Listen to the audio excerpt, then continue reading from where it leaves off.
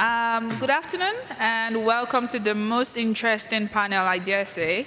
I wouldn't go over the topic again. My name is Uyoyo Edosio, and I'm a principal ICT and innovation expert at the African Development Bank. So what does that mean? It means that I manage a $500 million portfolio around digital infrastructure, digital entrepreneurship and skills, and digital policies. And our clients are government, private sector, where we finance them through loans and grants to help create robust digital economies with social impact at the heart of it. So I'm really excited to be here.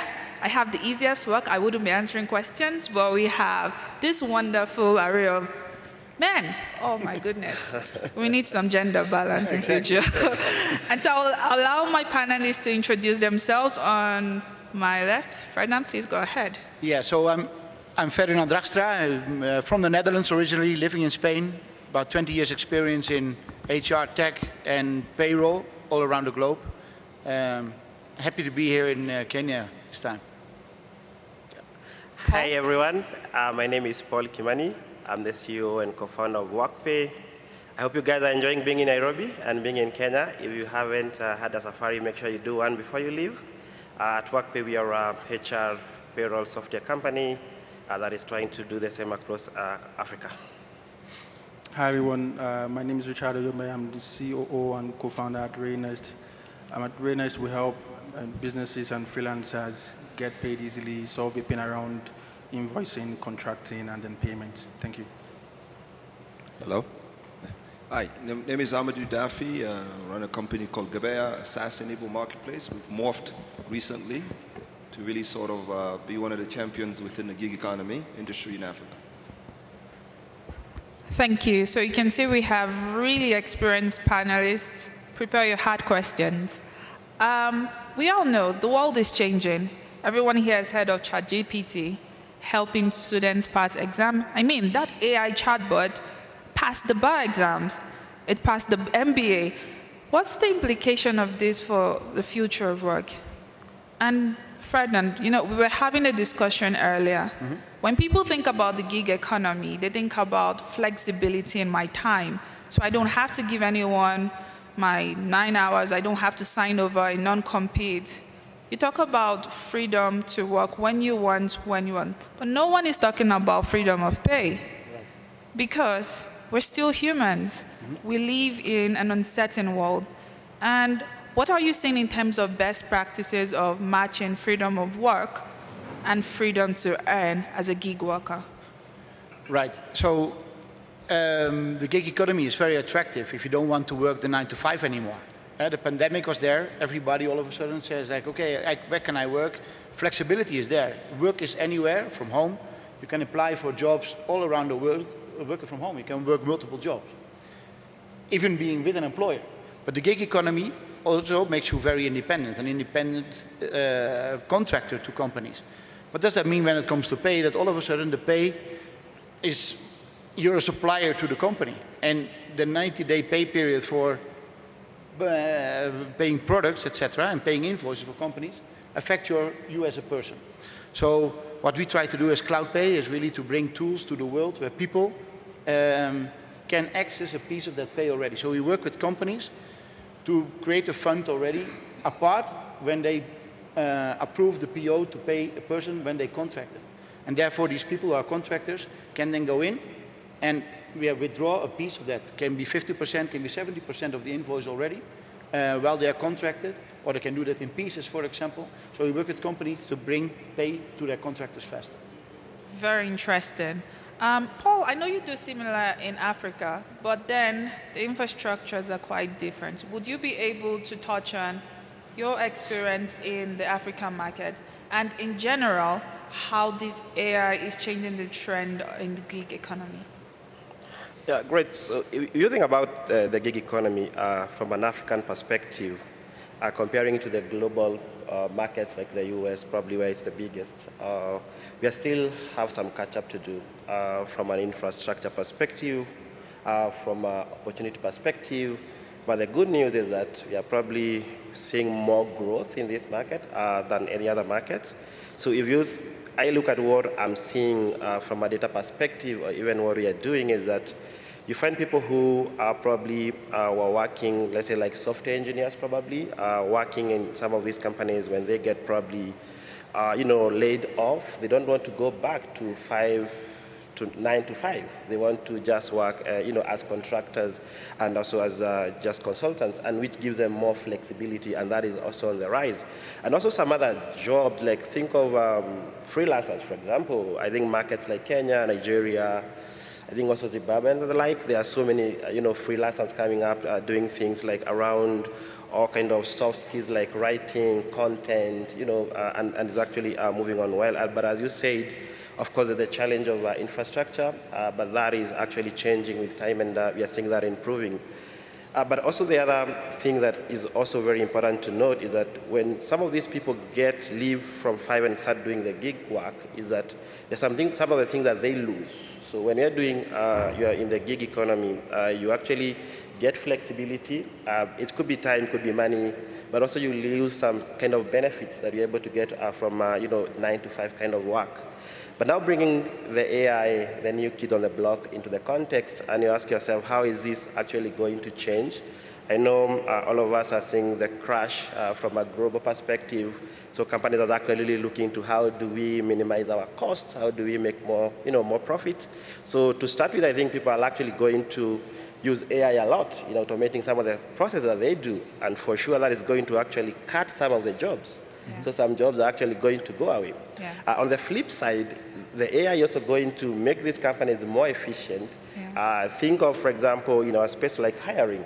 You can do from sourcing all the way to giving an offer, just using a bot, just doing an AI channel, and just able to do that. And that actually is going to make these people more efficient, crunching big size of data. It could be imaging, could be or for banks, for insurance companies, that can actually make it a very good thing. But also there are concerns, things like ethical concerns. How are these AI trained? Some biases can come in on how these AIs have been trained, and that's going to probably be on the downside of this, but generally speaking, it's a good thing. Yeah, just hold on that, which is a very good example. You're really talking about the advanced technologies, and from what I'm hearing, it seems that we are, as Africans, already jumping on this train.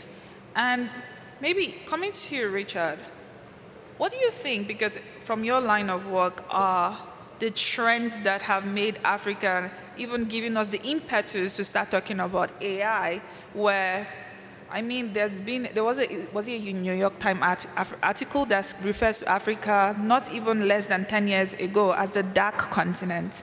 And now this same continent is discussing about how AI is changing the lives of people. I mean, we see drones delivering blood in Rwanda. We've seen a lot of trends. What have you seen as the factors that have given us such courage, such boldness to enter the African markets, whether it be from Nairobi to Yaba in Nigeria? What are you seeing as the trends that have influenced these factors? Well, thank you for that question. Can you hear me loud and clear?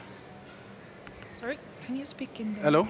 Yes, great. Yeah, so I mean, on speaking on trends, when we look at Africa and we just take a step back to what happened in India in the 1960s, where there was so much tech export in the 1960s, where you see today many Fortune 500 companies today have Indian CEOs. We're starting to see the same trend with Africa as well. Some years back, only the software developers were hired. Today, you're seeing people hiring virtual assistants, marketing guys, content creators, writers, and whatnot. So, I mean, today we're seeing a continent that is adopting technology rapidly. I mean, that's why you see a lot of these tech schools, online universities springing up. It was interesting to note that the likes of Udacity, Udemy have, like, many of their biggest traffic come from Africa. And Africa has the youngest population in the continent. So we're seeing massive, traction in terms of hiring African talents. Not just the tech guys now, but then across board as well. So we're seeing similar trends that happened in India as well happen now in Africa. Maybe not at that scale, but then I think that we'll get to that level where maybe in the next couple of years, you start to see maybe an African CEO man up a Fortune 500 company, hopefully. But AI, like you had mentioned and like Paul mentioned, I do not see AI as a competitor to even these trends as well, because I think AI will sort of complement what the tech scene is doing here. Me personally, I use AI for content, for instance. I mean, I generated 20 articles in 5 minutes through AI the other day. And I think it also helps us even do better with our work. Yeah. So I see the trend of more hiring happening in Africa, regardless of whether AI is going to take over these jobs or not. And I see similar things happening in India, happening in Africa very soon. Interesting. And coming to you, Amadou, an interesting point was raised. Africa would have the youngest population by 2050. What that will mean is that we'll have an average age of between 25 and 30.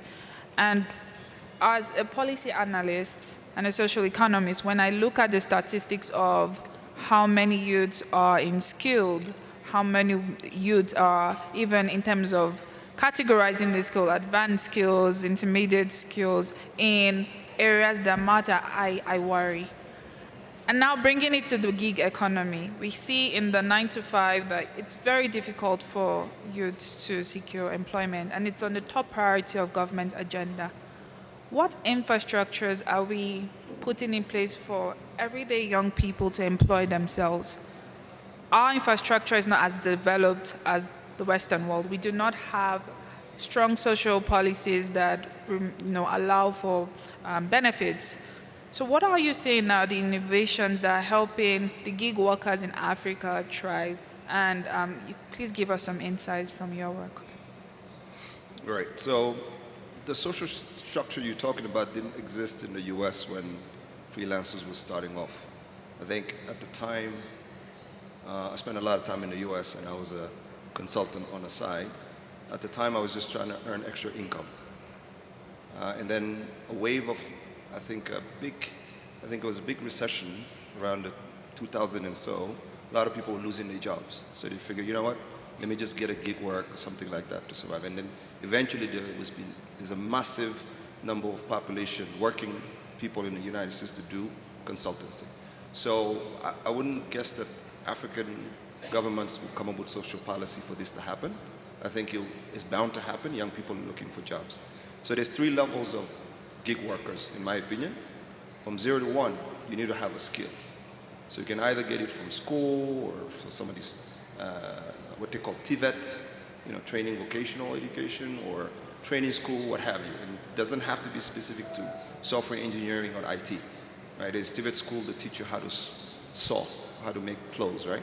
So that's 0 to 1. And once you get your first gig, you learn a little bit, you make mistakes, your clients are not happy, your time management sucks, and all kinds of stuff. And you need to get yourself from 1 to 2, and that's where upskilling comes in.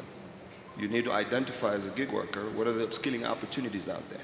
Yeah. Now, this is where the government can come in and say, we have these sort of, I wouldn't call it policy, but infrastructure to allow you to upskill yourself. If you have internet access, you can get online and learn something. If you have a university available, you can go and learn. And when you go to 1 and 2, you become sort of a professional. Now, I remember first time I got my first paycheck and the customer said, yes, you did a good job. I was hungrier for something else. So you get from 1 to 2. And 1 to 2, that's when you become an expert at something. That's another level of upskilling. And sometimes it's around soft skills or experience skills. So when you hire someone, okay, let's say project manager. Okay, the first thing you ask, years of experience, right? And you can't buy experience. You literally have to pay your times. But what you can do is have special skills around soft skill, I think, to get you there. Because if you can sell your way out of a situation, people see beyond your experience. And then now we're talking AI, ChatGPT, and all that type of stuff. There's a way you can cheat that 1 to 2 by just sort of learning how to use those tools to add value to your customer. Right? So for example, if you're a project manager, you've done it for a while and you haven't got to 1 to 2, you can leverage ChatGPT to write your project faster. So you allow this customer to have more value. So those are the different steps that I see that can happen throughout the life of a gig worker. Thank you so much. I'm going to throw this question open. And again, I am very passionate about people. I believe humans are at the heart of technology, and that's something that we always fail to see. there's something called informality and formality, and how is the gig economy really protecting informality, like protecting people from falling back into informality? What do I mean by that? When you work in a 9 to 5, you have a HR thinking about your learning. When you work in a 9 to 5, you have someone thinking about your growth. You have pension, you have a retirement plan, you have health insurance. But then when you're suddenly a gig worker, you're your own employee, you're your own institution, how is technology in one way exacerbating that, or in another way supporting by providing this back office infrastructure so that a gig economy worker can thrive? And this is open to the panelists, and feel free for anyone to take on this question. Okay, go ahead. Since I was the last one to speak. I think it's happening. Because when we first kicked off Gebeya as a freelance marketplace, one of the problems we had was talent were asking us for health insurance, or how can I get paid differently, right? And now you see the like of Workpay and some of these guys who come in and trying to solve this problem. I think the more we have freelance out there, freelance marketplaces stuff, the infrastructure would create itself. I don't think the government would be able to provide healthcare insurance for social gig workers. I don't see that happening, but I see by sort of marketplaces or how can I call it, infrastructure type specific for gig worker. You can get healthcare, you can get a loan to buy a car, and so on and so forth. I think it's already happening. And maybe I want to add something also, because I think on the 9 to 5 structure, or basically if you are a fixed worker, you have all these things set, a pension plan and all those kind of aspects to your secondary benefits to your work. But then life becomes free once you want to be a gig worker. It means that actually you have to take care of yourself, you have to plan for yourself. Well, this is challenging, and maybe in some areas of the world we are more advanced or more experienced with the gig economy and working as such. So tools are available for that, for gig workers, or to come together, or to associate yourself with an association who takes care of the financial literacy. Because you have to plan for your pension yourself. You have to balance your money. As I mentioned earlier, if a company or a client of you doesn't pay you within the 30 days, you have to make your money last longer. And therefore, you have to plan for that. How do you charge the right amounts to your client? So technology helps by structuring your job. Also, there's a lot of technology available. So from your same desk, you can all of a sudden apply for multiple jobs, shorter projects, etc., to multiply your chances to get paid in different areas. So I think that's where technology really benefits the gig economy. That's very interesting. I see Paul moving. I think you have something to So I think I'd like to add something on what the two gentlemen are saying. I think the beauty of gig work is that most of it happens through technology systems, through technology infrastructure. So what that does is actually builds a big data structure, a big line of data. And then what is going to happen, or what is already happening, is then companies are being formed on top of that. So the benefits that you actually lose by being in a normal kind of an employment, then there's opportunity for companies being formed around that. So think about, you lose benefits, medical insurance, because your data is well structured now. You're able to get those kind of benefits from companies that are being formed around that. Because when you also talk about gig economy, you also need to probably even understand that probably the biggest population of gig workers are in probably platforms like ride-hailing, for example. You think from even an American or even from an African perspective, but those people are able to, get advantages by their data being organized from the work, from the pay, and then other products are able to be formed on top of that, and I think it's an advantage, and they don't get to fall into informality.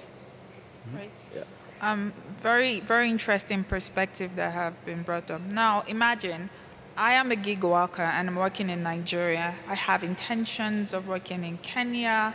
I have intentions of working in the US. But in the reality of it all, these are totally different policy environments that have different labor laws and different tax filing systems. How would I, on top of delivering my technical services to my clients, fulfill obligations, policy obligations in the multiple countries I'm working with, work on my payroll, still feed my family, and still have a life? Like, how is technology solving for that? Because this is something that's interesting it's almost like it's presenting a flat world, but this flat world has gates in different areas. Please feel free, panelists. So I can jump on this quickly. So I mean, the way we see labor laws across Africa, I mean, like even in some scenarios, different states with different labor laws, right? So if you're working in Lagos, for instance, Nigeria, I mean, the labor law might be different. The way you file tax in Lagos might be different from the way you file tax in, say, Abuja or your state. Then taking it now outside Africa or within Africa as well. So the way we are solving the problem here at Raenest, we do contracts that are compliant to each labor laws across different regions. I think Workpay does that as well.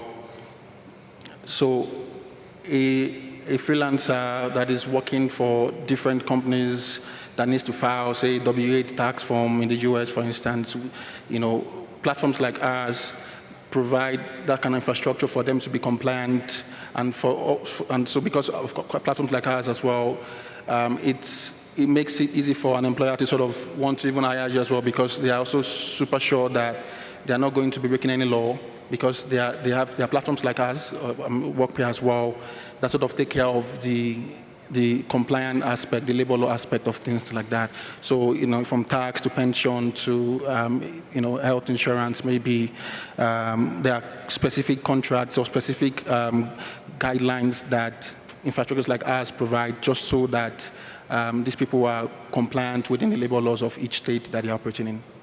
Very, very interesting. I think I'm going to allow the audience, please keep your questions burning, take note of them, and we'll ask the panelists one last round of questions. I mean, like I mentioned earlier, technology is all about the human aspect. And these are CEOs of companies running disruptive ideas and running these disruptive tech companies. What is that wow factor that your organization, that innovation is bringing to this digital market now? What is that wow factor that you're bringing to the market, and how are you changing the lives of an everyday gig workers? And why am I saying this? We've read recently about the sad layoffs in technology industry, and it's spreading like a wildfire. I think for most tech workers, the prospect of continuing a 9-to-5 is actually bleak. And as the world changes, it's just like, is it worth it dedicating my life to one company for 25 years and with an uncertainty of my future? And we've seen that happen. It's almost like nowhere is safe except the business you run by yourself. And people call it side hustles, people call it gig work. What is that wow factor? What is that support system that your organizations are bringing to the table, or the best practices that you're seeing? So this will be done in closing. Feel free to, I'll start with Ferdinand. Yeah, well, so being the Director of Business Development for Innovation with CloudPay, we are providing payroll in around 140 different countries around the world, including all the treasury payroll payment processes around it. In most of the countries globally, people are being paid at the end of the month. So that means that you have to wait 30 days for your pay. Then in the first week after you receive the pay, rent goes out, your school fees go out, everything goes out in that first week. But then life goes still on. So you still have a month to go with what is left over of that. Well, every day you work, you accumulate basically money. So we are here actually to launch our new product for Africa. We have this already running in Northern Europe as well as in Asia, which is called CloudPay Now, and which gives access for employees access to their pay, to their accumulated pay every single day, anywhere, anytime. Which means that if they request it, instantaneously it's received into or their card or into mobile wallet or a bank account. Wow, how do I subscribe to CloudPay? I really need to get that. I mean, while I was passing the duty free, I saw this bag and I think I need it now. Yeah, so I suggest talk with your employer. We're happy to provide that. It's important that the employer doesn't need to contract our payroll as well. So this is a totally agnostic product, which can be bolt on to any payroll software around the world. So it doesn't need to be with APIs, it can be manual as well. So interesting. Thank you so much for that. You're welcome. Over to you, Paul. What wow factors are you bringing to the market through your innovations? Great. I think before I say that, I would like to state a fact that you guys already probably know, that by 2035, the employable population of Africa is going to be bigger than any other market in the world. That is bigger than India, bigger than Europe, and bigger than the United States. So what we are building at Workpay is actually we are laying down the infrastructure that's going to ensure that that employable population is actually able to work. So what we are doing is that we are building the largest rails for Africa from a HR perspective, payroll perspective, compliance and benefits. So it doesn't matter where your employees are working from, how they are working, but we are enabling you to be able to manage them and pay them. As of today, we are live in 23 African countries and are looking to go live in the next 2 months to about another 17 African countries. We always say that Africa is not a country, but what we are attempting to do, at least from a payment and payroll perspective, is make it feel the same for the employers and the employees, in the sense that it doesn't matter where your employee is sitting from, either you as an employer, you're working from Europe, from America, or even from the continent, you're actually able to, have that employee on board, having the peace of mind that, you are being compliant, you as an employer, and also your employee is able to get benefits. There's a question you were asking about, the gig work and the full-time employee. So for people who are using Workpay, and if they are being paid as freelancers or even as gig workers, we even present these benefits to you that you can actually not lose them because you're working as a gig worker, but you can actually consume them on the side and still able to maintain what you are doing as a full-time employee. And we are inviting you on the journey to work with us. I know most of us are billing for the continent. It's not easy, but somebody has to do it. So as an employer, if you have employees across various African countries, you're trying to figure out how do you pay them, how do you offer benefits to them, how do you manage compliance for them, just talk to me and we'll sort you out. Yeah, I really like what I'm hearing. It's almost like you're streamlining a process where the tech market is getting in such a way that there's division of labor and there's efficiency. So I can focus on delivering quality service to my clients, while organizations like yours work on the back office payroll aspect in multiple countries. Innovative, wow. And over to you, Richard. Yeah, so I'll start with the story, yeah? Our CEO and one of my co-founders, Victor, was engineering manager at Argument Fund, a US company.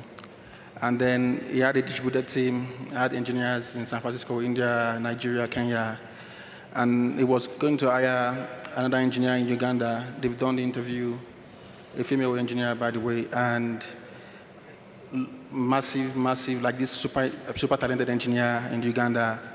And then after he sort of closed that deal with her, he took it back to his finance team, and the finance team said, I don't know how to pay that. I do not know how to sort of get across the money to her in Uganda. And that was how that engineer lost the opportunity. And what we are doing at Raenest is giving confidence back to the employer to hire African talent easily through making sure that payments to each African country is super seamless. How we've done this is, we sort of provide virtual accounts, to many African talents. We have over 100,000 of them today on our platform. So it's not appearing like an international transfer, for instance. It's local to the foreign employer that is recruiting these guys. So we're sorting out the invoicing part of it, the contracting part of it, and the payments part of it. Because again, think about it. Before now, a freelancer or a contractor or a remote worker or a full-time employee would use a different tool for invoicing, and then juggling again another tool for payment, another tool for contracting, another tool for sort of helping them with the tax.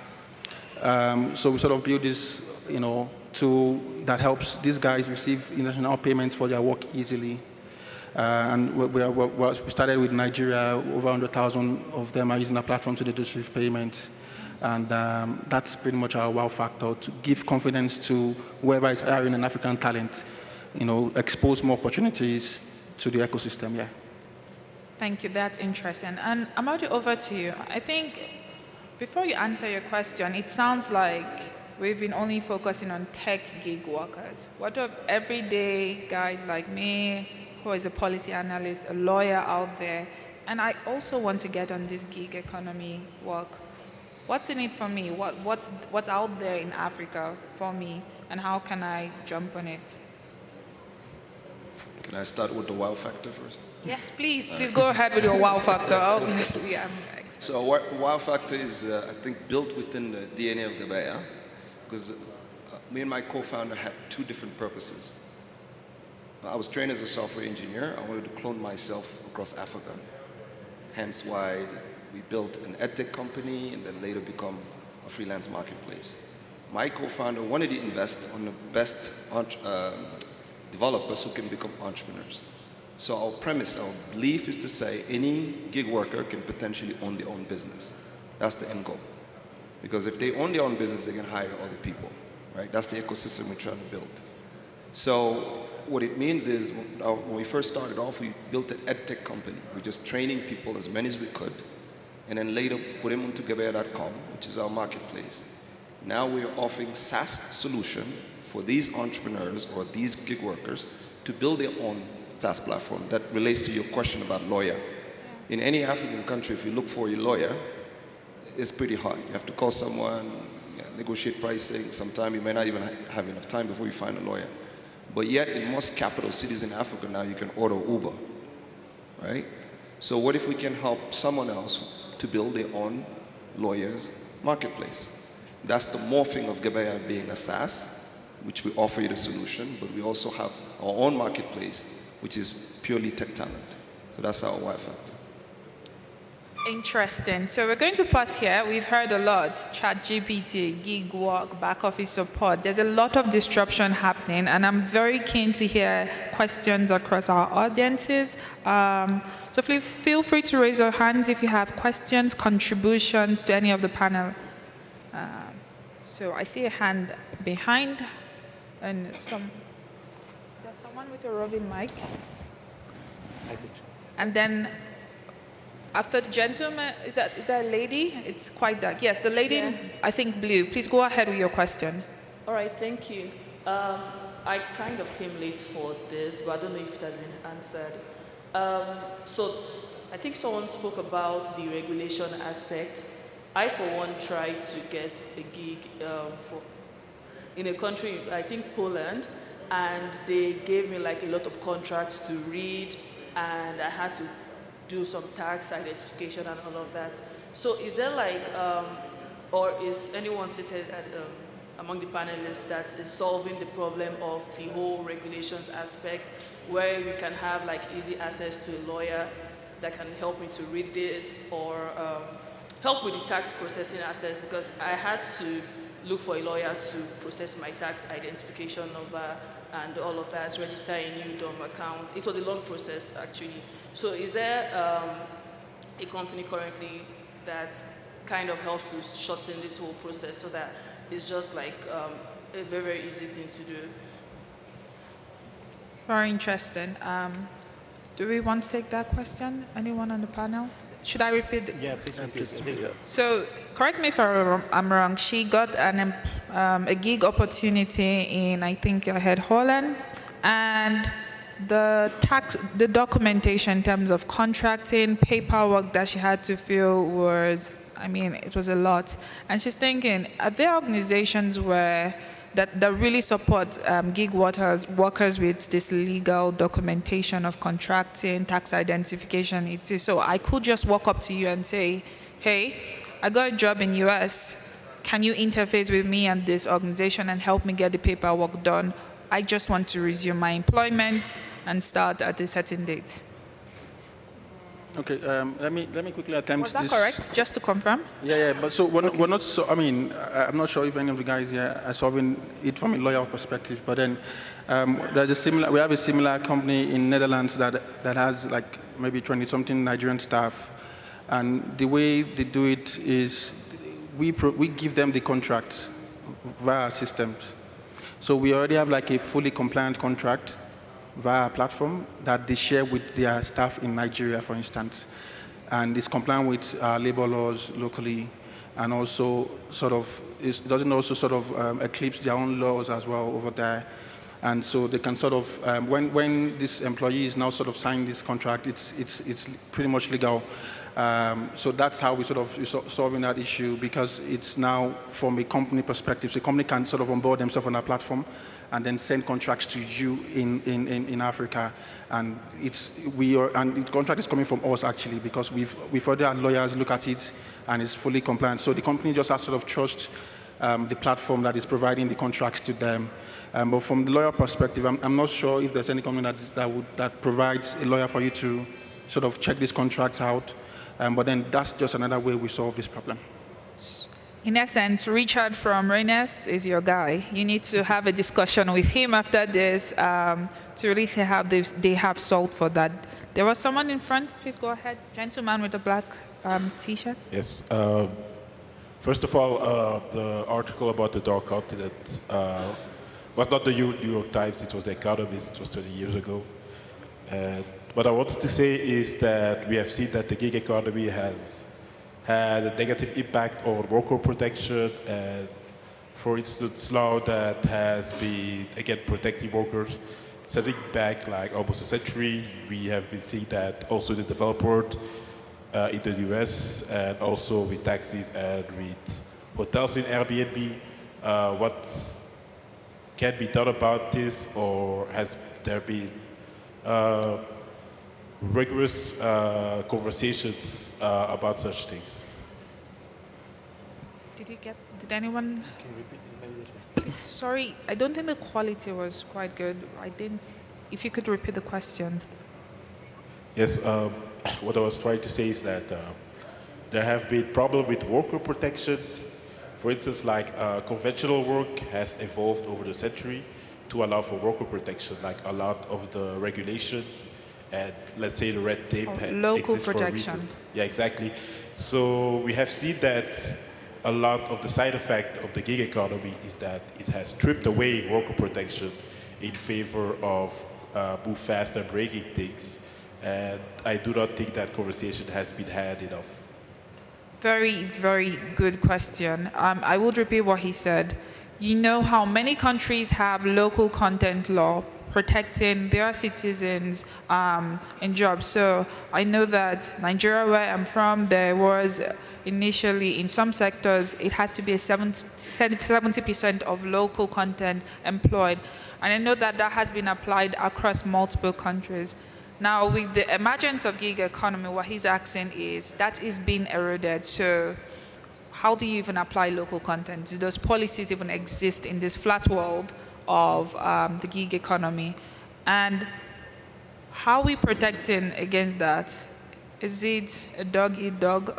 I mean, deal with it. Because to answer his question, we see countries like India, in Pakistan, and in countries that have a high concentration of skills in a particular would overshadow their market, especially if it works for them in terms of cost of living, cost of infrastructure. How do we solve for that? That's a very good question, and I agree it's a discussion that has not been happening more. Anyone? Yeah, I think it's he's right on where he's saying, but also if you step back and look at where gig economy has really flourished, even think about like markets like the US, they had to do some of the things later when already you think about ride-hailing companies and the like, trying to sort of almost force them to be full-time employees in terms of from a benefits perspective. So most of the times you will realize and you'll see that regulation will more or less follow what is happening. So if you come now back home, like for example in Kenya, I believe there's a like a law or a regulation that is being debated or being discussed on how like do we agree on minimum wage when it comes to like people who are in ride hailing. You think about people like paying taxes from let's say people who are doing Airbnb and those kind of stuff. So I think the opportunity is there, but the gig economy probably might be, a few steps ahead of regulation.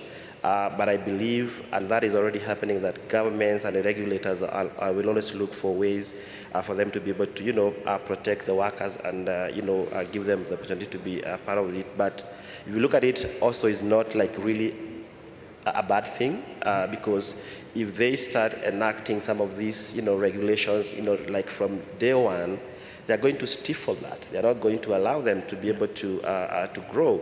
If you think, like, for example, even, most of the freelancers, ideally, they're supposed to be paying, for example, withholding taxes in most of the countries. Government knows that. It's not that they don't know. But at times, they allow that to happen.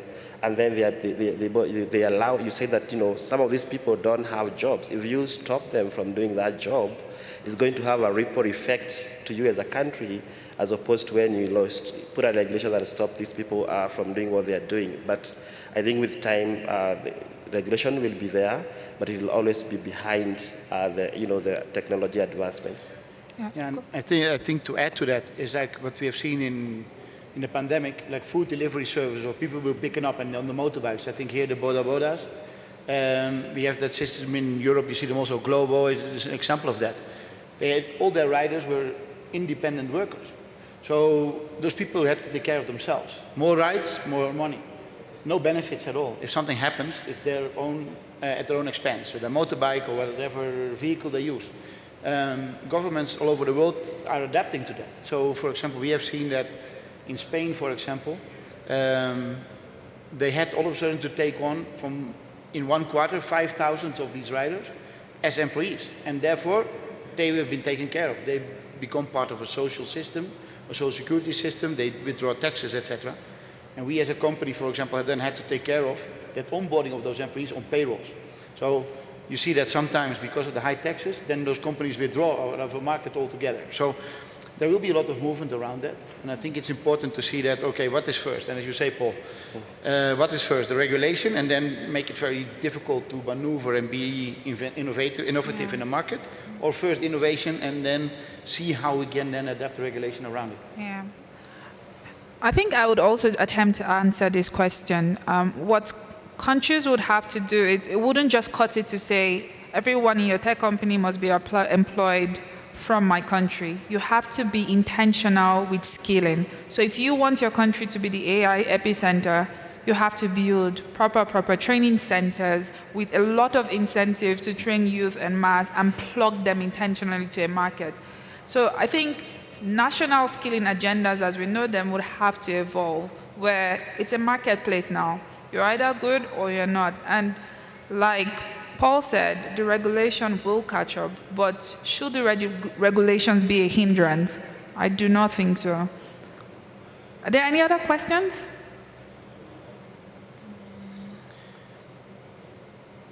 Maybe if there's no question, maybe we can add something around the gig workers, how the people can acquire talent or knowledge all over the technology right now. So if you want to learn something new, there are trends. YouTube is a very famous platform at the moment, and even Elon Musk talks about that you can learn everything from YouTube at the moment. Well, that might be some extreme, but it is made more accessible every time, maybe bit by bit. But the people, as you said, the people who want and who can, they can develop themselves and acquire new talents anytime in this gig economy specifically as well. Thank you so much, the audience. Thank you, speakers. I think I would want each of the speakers to leave with a last thought. What do you see? Predict the future. What will the future of work look like? So what do you think it will look like, Ferdinand? Well, I think that if people really can access their pay and don't have this shortage, they're not concerned about if they can get to the end of the month, I think that would be a great thing to achieve all together as in the pay in the tech industry together. Great. Paul, what's your prediction on the future? How will they look like? I think for me, I would just say that, Africa is the continent of the now, not really the continent of the future. We are where India was probably a couple of years ago, when you think from a workforce perspective, and also probably just chipping in also about AI. I think we should not be worried about AI. We should be worried if we are not incorporating it in our daily activities and also in our companies. and probably you are the ones who are going to be replaced by it. But if we incorporate it into our work, actually going to make our work quite easy. Over to you, Richard.